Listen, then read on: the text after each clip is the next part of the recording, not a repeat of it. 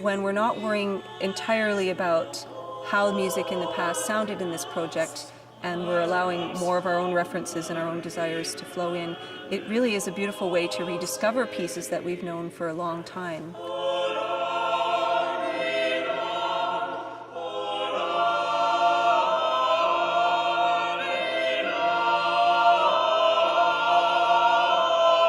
Love Remixed has sort of three main elements to it. Two sort of pieces which were written for the Toronto Consort and for early instruments and voices. And then there's a third section which is kind of taking some old music, some medieval music, and putting it into a kind of modern dress.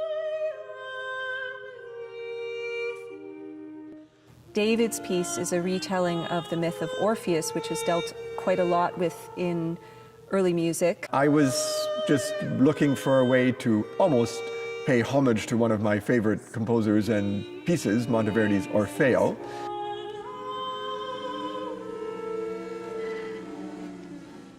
As you listen to the piece, some of us will remember Monteverdi's Orfeo, but it's not quite the way it is in the opera a lot of the times, but it's like our memory does. It plays tricks on us. So I wanted there to have something kind of childlike about Lethe, but I wanted it to have a kind of ominous veil over things occasionally, like it is when you forget, or you forget a word and you think, I know that word, or I know that person's name, I just can't remember it.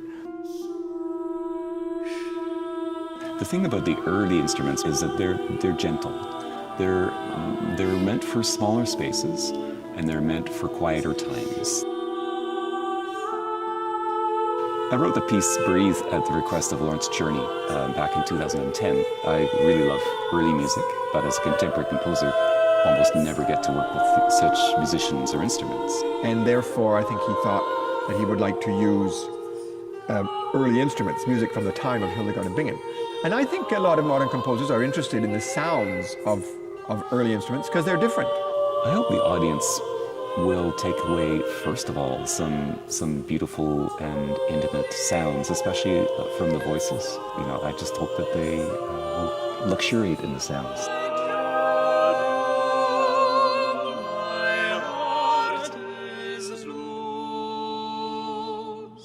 It's funny, everything we're doing to bring this music a bit closer to our time is in fact techniques that they were using in the Middle Ages as well. Improvisation, we know, is an important part of music in the West through almost all of its history. Or maybe, should I make 2 quarters? I think you should do whatever you want. Maybe I'll try that. Catherine does this crazy stratospheric, wacky Swedish cow calling. Swedish cow calling, which I think is awesome. Yeah. And we have a kind of a beautiful cloud of feeling and music, and then into that it feels quite easy to weave something improvised that fits into the mood.